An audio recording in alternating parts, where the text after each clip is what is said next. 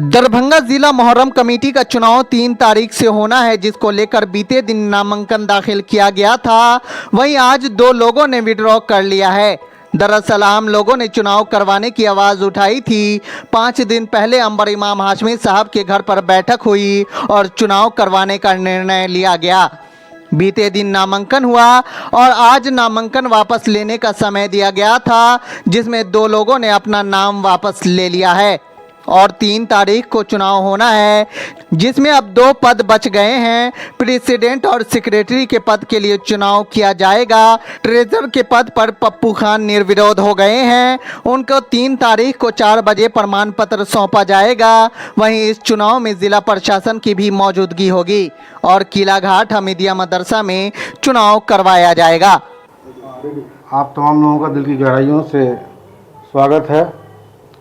जैसा कि आप लोगों को मालूम है और आपने नामांकन की प्रक्रिया देखी है, दरभंगा ज़िला मोहर्रम कमेटी का पहली बार चुनाव की प्रक्रिया में बदलाव करते हुए नए तरीके से चुनाव हो रहा है, बैलेट के माध्यम से। कल नामांकन हुआ, इसमें 8 लोगों ने नामांकन किया था। 8 पदों पर नामांकन हुआ, 8 लोगों ने नामांकन किया, जिसमें आज 2 नाम वापसी हुई है। अध्यक्ष पद से अमजद अली खान उर्फ पप्पू खान साहब ने नाम वापस लिया है और कोषाध्यक्ष पद से ट्रेजरर पोस्ट से इजहार अहमद साहब ने नाम वापस लिया है। जबकि अब बच गए हैं कैंडिडेट 2, अध्यक्ष में 3। नंबर 1 अब्दुल सलाम साहब, जो हम लोग अल्फ़ाबेटिकली हिंदी का जो अल्फ़ाबेट है उसके हिसाब से, चूँकि हिंदी में नाम रहेगा बैलेट के ऊपर, अब्दुल सलाम साहब उर्फ मुल्ला खान साहब का नाम 1 नंबर पे है। दूसरे नंबर पर कलीमुद्दीन कुरैशी साहब का नाम है और तीसरे नंबर पर हमारे अब्दुल्ला बाबू, जिनका असली नाम है मोहम्मद सलाहुद्दीन। तो इस तरह से क्रम रहेगा बैलेट के ऊपर, बैलेट पेपर के ऊपर। सचिव में पहले नंबर पर नाम रहेगा कलीमुद्दीन कुरैशी साहब का और दूसरे नंबर पर नाम रहेगा हमारे तनवीर आलम साहब का। और हम तमाम प्रत्याशियों का दिल से शुक्रिया अदा करते हैं कि उन्होंने नामांकन किया, चुनाव लड़ने की कोशिश की, चुनाव लड़ रहे हैं बहुत अच्छे तरीके से। और मैं उम्मीद करूंगा कि सभी लोग आपसी भाईचारगी की तरह पूरे चुनाव को लड़ेंगे और जिसके भी पक्ष में या विपक्ष में कोई भी फैसला जाए तो उसको सहर्ष स्वीकार करेंगे, दिल से कबूल करेंगे उस चीज़ को। यानी कोषाध्यक्ष में पप्पू खान निर्विरोध चुनेगा। अभी निर्विरोध हो चुके हैं वो, लेकिन उनको प्रमाण पत्र 3 तारीख को ही दिया जाएगा। घोषणा उनकी 3 तारीख को होगी। निष्पक्ष चुनाव के लिए क्या सब प्रक्रिया की जा रही है? हम सबसे पहले हम अखाड़ियों के बारे में बता दें कि अखाड़ियों से हम अपील करते हैं कि बिना किसी के दबाव में आए हुए आप निष्पक्ष होकर के जो भी आपका पसंदीदा उम्मीदवार है, जिस पद के लिए भी हो, क्योंकि अध्यक्ष और सचिव का ही चुनाव होना है, तो अध्यक्ष पद के लिए या सचिव पद के लिए आपके मन में जिसके प्रति अच्छी भावना है उसको आप मतदान करें, फेयर मतदान करें। आप जब मतदान करने के लिए आएँ तो अपना पहले का लाइसेंस और आधार कार्ड ओरिजिनल ज़रूर लेकर आएँ। हमारी आईटी की टीम होगी जो आधार कार्ड की जांच करेगी कि जो आदमी आधार लेकर आया है वाकई वही आधार कार्ड है कि नहीं है, उन्हीं का है कि नहीं। तो आधार कार्ड की भी जाँच होगी और हर एक कैंडिडेट के पोलिंग एजेंट होंगे वहाँ पे। पोलिंग एजेंट वहाँ पर चेक करेंगे, देखेंगे, अगर कोई ऑब्जेक्शन होगा तो वो आरओ को कंप्लेन करेंगे या जो भी चुनाव पदाधिकारी होंगे उनको कंप्लेन करेंगे वहाँ पे। चुनाव का क्या समय होगा? चुनाव 10 बजे से शुरू होगा और 2 बजे तक चलेगा चुनाव।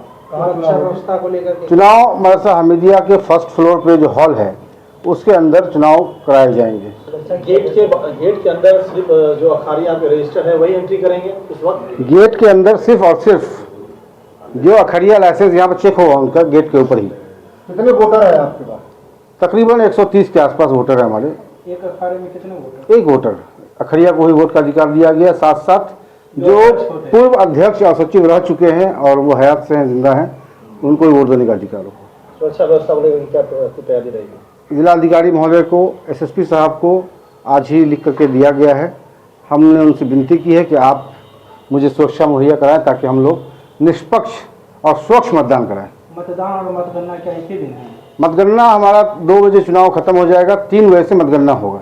जो पोलिंग एजेंट होंगे वही काउंटिंग एजेंट भी होंगे हर कैंडिडेट के। रिजल्ट कब इशू करेंगे? उसका रिजल्ट 4 बजे के बाद घोषित कर दिया जाएगा। जिस दिन चुनाव होगा उस दिन प्रत्याशी वहाँ उपस्थित रहेंगे? प्रत्याशियों को जाने की इजाज़त नहीं होगी। विशेष परिस्थिति में अगर उन्हें कोई कार्य है, कुछ बात करनी है आरओ से, तो उनको आरओ साहब इजाज़त देंगे। जब उनके पोलिंग एजेंट वहाँ मौजूद हैं तो फिर क्या ज़रूरत है उनको वहाँ पे रहने की? भूमिका में कौन है?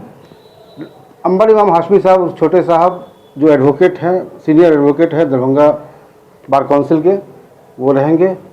और बैलेट पेपर का इस मामला ये हम लोगों ने किया है कि बैलेट पेपर में अगर हम चुनाव चिन्ह किसी को कुछ देते हैं तो उस पर भी लोग कहते हैं कि नहीं मुझे अच्छा नहीं मिला, फलां को अच्छा मिल गया।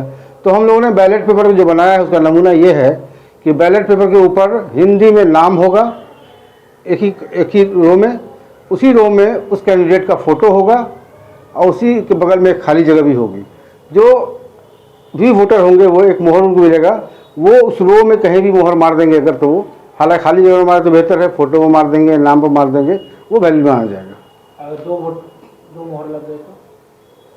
अगर उसी खाने में लगा है, ओवर अगर किसी ने 2 बार मोहर मार दिया तो कोई इशू नहीं है, उसी खाने में है ना। अगर एक ही 2 का नाम है, दो जगह मार दिया तो कैंसिल हो जाएगा वोट निश्चित रूप से। जावेद अनवर और इलेक्शन ऑफिसर्स होंगे, उनको कार्ड इशू किया जाएगा, पोलिंग एजेंट को कार्ड इशू किया जाएगा और परमानेंट मार्कर से उनको मार्क भी किया जाएगा। ठीक है ना। बैलेट जो होगा वो लाल रंग का जो होगा वो प्रेसिडेंट का होगा और हरे रंग का जो होगा वो सेक्रेटरी का होगा। बैलेट बॉक्स भी उसी तरह से होगा, लाल रंग का और हरे रंग का। पीछे हर एक बैलेट पेपर के पीछे एक अलग मोहर होगा और आरओ का सिग्नेचर होगा, ताकि कहीं से भी कोई गड़बड़ी की कोई संभावना ना हो। अच्छा, इसकी जो गिनती होगी वो कैमरों के बीच लाइव होगी? बिल्कुल लाइव होगी, लाइव। आप चाहें तो इसको फेसबुक लाइव कर लें, पत्रकारों को सिर्फ अलाउड होगा, पत्रकार उसको आप लाइव गिनती को दे सकते हैं। कहीं भी 0.0001% भी किसी तरह की भी हम लोग संभावना नहीं छोड़ना चाहते हैं जिससे किसी को कोई शिकायत का मौका मिले। सभी प्रत्याशी इसी शहर के हैं, सब अपने हैं। हम लोग चाहते हैं निष्पक्ष ईमानदारी से चुनाव हो। क्या लग रहा है प्रत्याशियों के बीच में कोई भेदभाव भी है? नहीं, देखिए चुनाव जब होता है तो वाद विवाद तो बड़े बड़े चुनाव में होता है, तो वाद विवाद से कोई मतलब नहीं। हमारी अपील यही रहेगी कि सब लोग एकदम बिल्कुल अच्छे भावना से स्पोर्ट्समैन स्पिरिट की तरह इस चुनाव को लें और जो भी आपको हार मिले जीत मिले उसको सहज स्वीकार करें। और फिर भी जो हारेंगे या जीतेंगे उनको मुहर्रम में लगे ही रहना है। शहर के हक में सब लोगों को मिलजुल करके मुहर्रम को मनाना है शांतिपूर्वक सौहार्द के साथ। और इसके बाद हम लोग जैसा कि पूर्व की परंपरा रही है, हम लोगों ने ही शुरू की थी।